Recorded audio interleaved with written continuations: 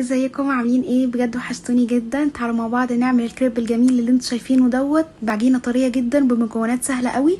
الحته المتحمصه ديت انا بحبها متحمصه قوي، فلو انتوا حابين تطلعوا الدرجه اللي انتوا عايزينها براحتكم. معانا معلقتين نشا، ومعايا نص معلقه فلفل اسود، ونص معلقه ملح، ونص معلقه سكر، وطبعا على حسب ما تدوقوا انتوا براحتكم. معايا كوبايه لبن، ولو عايزين تزودوا في الكميه برضو هتزودوا الكوبايات دي معاكم، وكوبايه ميه، ومعايا كوبايتين دقيق كبار، ومعايا كمان هنحط في العجينه بتاعتنا معلقه زيت ومعلقه خل، ومعايا كمان بضايه. هنحط في الخلاط كل المواد السائله الاول، مش هنزل بالدقيق خالص ولا بالنشا، وهنزل بالبهارات بتاعتي وهخلطهم كويس قوي في الخلاط، واحط معلقتين النشا بتاعتي، وشويه شويه هنزل بالدقيق. مش هنزل بيه كله مره واحده، لو نزلت بيه كله مره واحده هتعجن معايا وهتكلكع، وانا مش عايزه كده.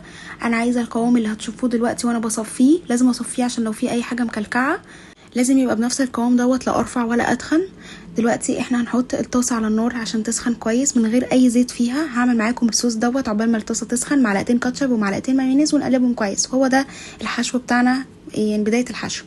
بصوا بقى، الطاسه سخنت، هننزل بمغرفه واحده بس. انا على حسب الطاسه بتاعتي كانت صغننه شويه، انتوا لو الطاسه كبيره هتحطوا مغرفتين. اول ما الحواف بتاعتنا ترفع من على الطاسه، بصوا بتتحرك، انا مش حاطه اي ماده دهنيه، هشيلها واقلبها.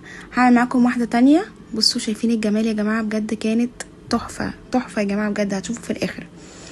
وهنقلبها كده، لازم انا عملتها ببطء عشان اوريكم. وادي اهو المنظر، وقلبتها. بصوا انا مامتي مسكتها وهي سخنه، لو مسكتها انا كده هقعد يومين على السرير. دلوقتي هنشوف مع بعض الكريب. بصوا طريه ازاي يا جماعه، بجد كانت تحفه.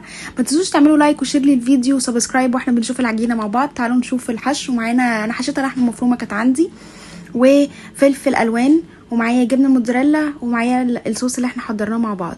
هنحط الصوص الاول، هنعمل العجينه تلت نقسمها عشان لو انتوا عايزين تعملوا المثلث، ونحط الحشو بتاعنا كله اللي انتوا عايزينه براحتكم. عايزين تعملوا شاورما، عايزين تعملوا اي حاجه قدامكم، فراخ عاديه.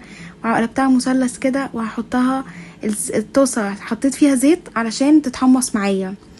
ادي جنب اتحمر، وعملت كمان الشكل دوت معاكم.